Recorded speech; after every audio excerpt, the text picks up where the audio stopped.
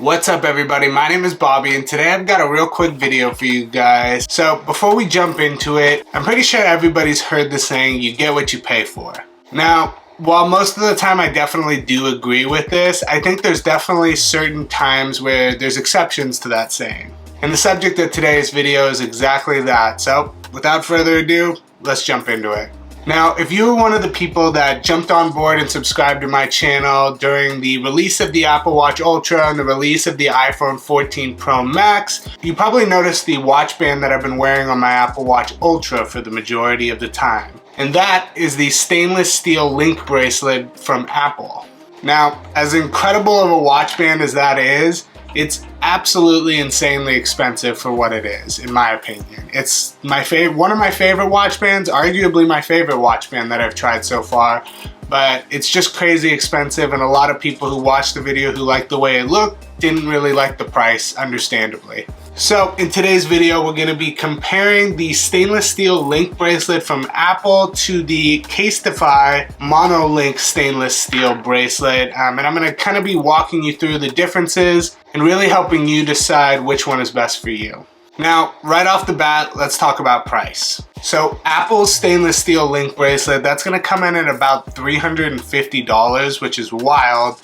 In comparison to the retail price of the Monolink bracelet from Casetify, that guy's gonna set you back $108, and if you use my code down in the description below, you should actually be able to get 15% off of that, which would then make it about $92 before tax. So we're talking $92 versus $350. This is in no way an apples to apples comparison in that regard because of just the staggering difference in price.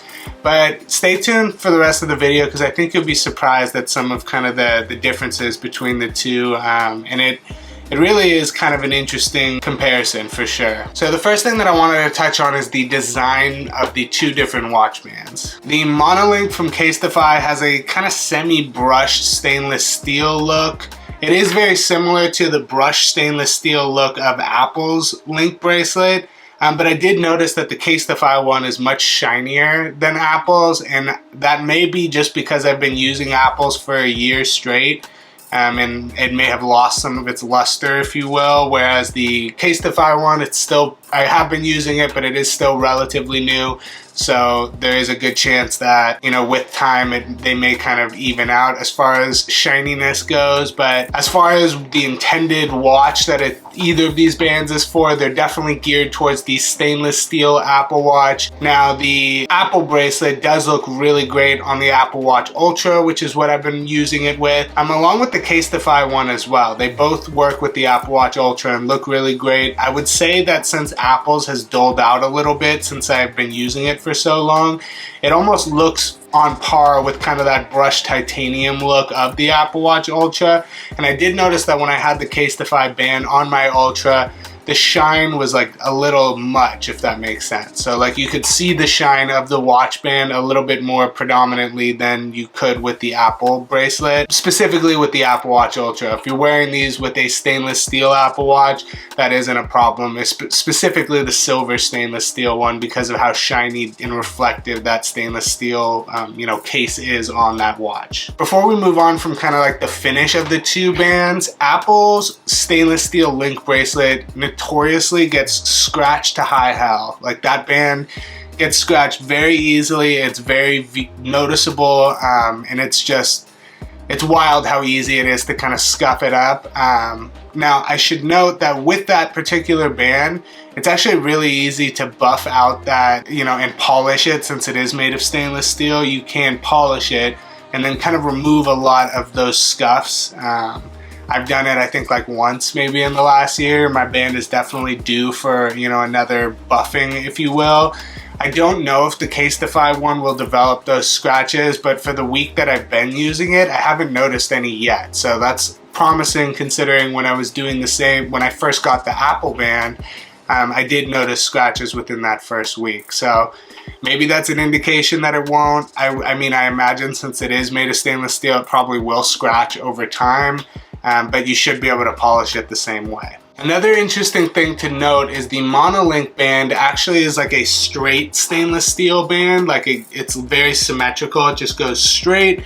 Whereas Apple's band actually kind of has like a curvature to it. And you know, my personal preference, I kind of like that curvature. I feel like it almost like blends into the watch, at least the Apple Watch Ultra. It like kind of melts into it in a way, and it looks like it was like, you know, it came that way, if that makes sense. Whereas with the Casetify band, being that it's just a straight shot band, it almost feels a little bit more mismatched, if that makes sense. But it does look really good. I feel like that's completely just like a personal preference. My personal preference is the curvature look a little bit, but I mean, you know, different strokes for different folks. Now, moving on to kind of the next category about these two bands I wanted to touch on has to do with the links of the actual bracelet along with the closure mechanism. So the, you know, ability to, you know, lock it into place on your wrist and then remove it. So starting off with the Monolink, when you buy the band itself, it's gonna actually come with one of those kind of traditional link removal tools that kind of push the pins out of the side, and you're able to kind of,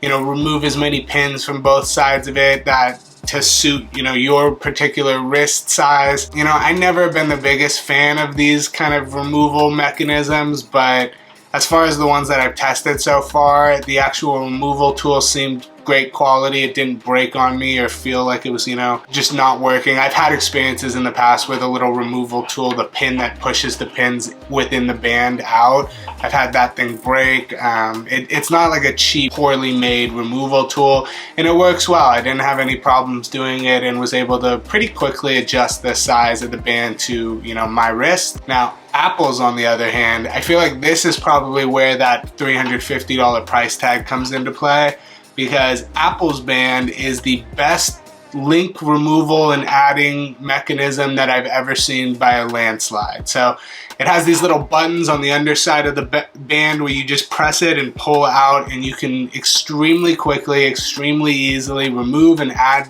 bands to your liking. And it's just a joy to do. I don't know how else to explain it. It feels so, you know, precise, the way every piece was cut. It's very, very well done as far as the removal and connecting of those particular links. Now, when it comes to the actual closure mechanism of the band itself, Casetify uses kind of like this snap closure, if you will. And it's really interesting because when you first get it out of the box, I wasn't able, maybe I just overlooked it, but I wasn't able to see any sort of documentation that indicated how to open and close the actual band.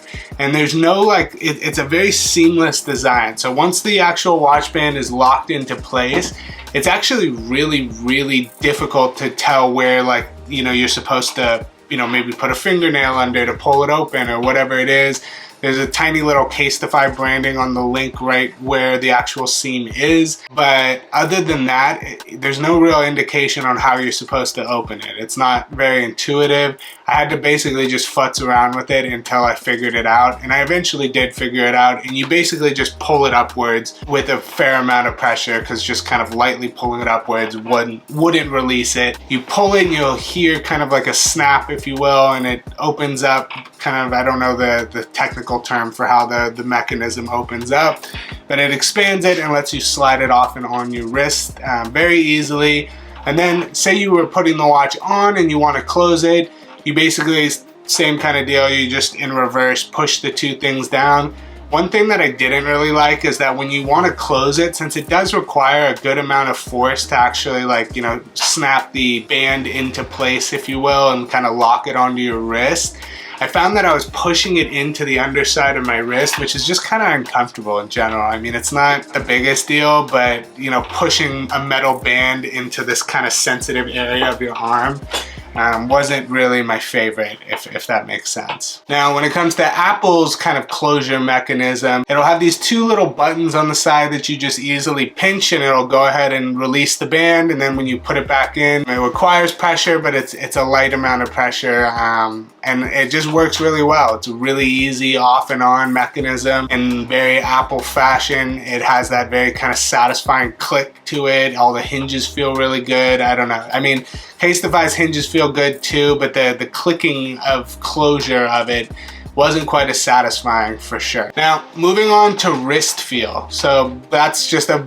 made up term that I've, you know, come up with to essentially try to describe what it feels like on your actual wrist and if anything about it is uncomfortable. So before we jump into it, I should just preface, one of the most annoying things in the world to me about link bracelets in general is when they start to pull the hair on the top of my arm. So if the links are made poorly, I've tried cheap kind of like Amazon ones in the past, and what I've noticed is that like when you have it on your wrist, you can feel it like pulling your arm hair out. If you know, I'm an Italian, I don't have like crazy hairy arms, but like, you know, there's enough there to where I definitely do notice when it pulls my arm hair. So Apple's band has been my favorite for a long time because it doesn't do that in any way, shape, or form. I've never once had one scenario where I felt like it pulled my arm hair, and I love that. So anytime I get a you know, link bracelet for an Apple Watch, that's kind of my top of mind thing. Like if it's gonna be pulling my arm hair all day, it's never gonna, you know, stay on my watch for more than just the initial testing period, if that makes sense. I was very pleasantly surprised to find that the Monolink from Casetify doesn't pull my arm hair at all either, and both of them are honestly extremely comfortable to wear all day, and I had no problem with it at all. Now, let's talk about ease of use. And what I mean by that is how easy is it to take off and put on your Apple Watch? Me personally, I'm the kind of person that's constantly switching my watch band when I'm, you know, either exercising or I'm doing this or doing that. I have a watch band usually for multiple different, you know, occasions, and I like to be able to easily take it off and on. And link bracelets are notoriously pretty, let's just say difficult to take off and on, especially when they've been adjusted to a specific size. It makes it a little bit more difficult because it's one singular piece that's trying to slide onto you know, your Apple Watch at the same time, and doing one side at a time, because it's a rigid metal band, it's kind of hard to do it. If you've ever tried this, you probably know what I'm talking about, and if you've yet to experience it, just be forewarned that sometimes it is a little bit difficult. Now, with Apple's band, because of how easy it is to remove and add links with those buttons on the underside of the band, I found it's really, really easy to just kind of disconnect it, put one side on, put the other side on, and then reconnect it. That's been the easiest way for me personally to take the band off and on. Now, because the Monolink uses that kind of pin removal tool to open up the links of it, you do have to slide it on the traditional kind of link bracelet on an Apple Watch fashion, which is not exactly the easiest. I personally found kind of the easiest way is to kind of try to open it up as wide as you can and then just try to like inch both sides on simultaneously and kind of remove it like so. You're really gonna have to futz with it though, most likely, just because, you know, having that band at a weird angle, it's not gonna slide in properly or very smoothly. So just be forewarned, it's a little bit more difficult to take off and on if you're the kind of person who's constantly switching your watch band. Now I want to touch on the actual quality of the band itself, like the actual stainless steel band quality. Apple's very high quality. It's got a really nice weight to it. It feels like something that is expensive. It feels like something that's worth a lot of money. And it is expensive, and I guess worth a lot of money, but at the same time, with the Casetify band, the Monolink, being only a third of the price of Apple's band, or less than a third of the price, it had the exact same heft to it, and it honestly felt extremely high quality as well. So, you know, I genuinely didn't feel like the Apple band was made of a higher grade stainless steel or a higher quality material. Now, it might be, I don't know, but at least from the way it feels to me, a non-stainless steel expert by any stretch of the imagination, just, you know, somebody who's used a lot of these things and has a, you know, appreciation for nice things, I definitely feel like both of these bands are completely on par with each other as far as like the build quality and the actual like stainless steel metal, if you will. So, to wrap it all up, I want to kind of circle back to what I said at the beginning of the video, that saying that we've all heard a bunch of times, that you get what you pay for. And kind of like I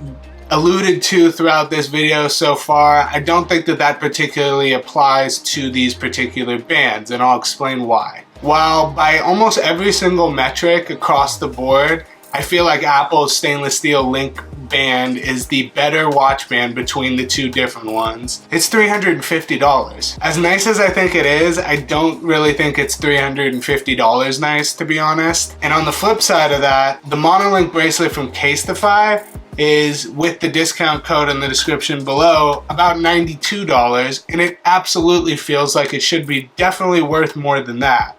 So in a sense, you know, you're getting what you pay for. Buying the Apple band, you're kind of getting less than essentially what you're paying for.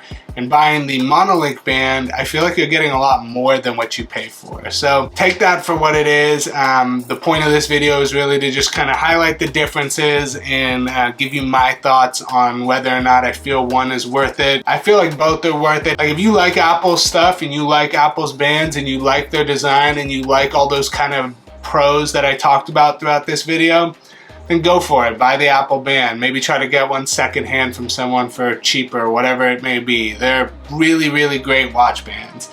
But if you don't want to spend that kind of money and you still want something nice to make your, you know, great Apple Watch look even better and have a really nice watch feel on your wrist, I think the Casetify band is an insanely good option. And it's definitely the best one that I've tested. I know there's others on the market. I just haven't personally gotten the chance to test them yet. And if you guys like this video, definitely let me know in the comments down below. And, you know, I'd be happy to look at anything you guys want to see a comparison against. But yeah, other than that, thank you guys so much for watching. If you appreciate this video or if it helped you in any way kind of gain some insight, I'd really appreciate if you'd subscribe. And without further ado, till next time, peace.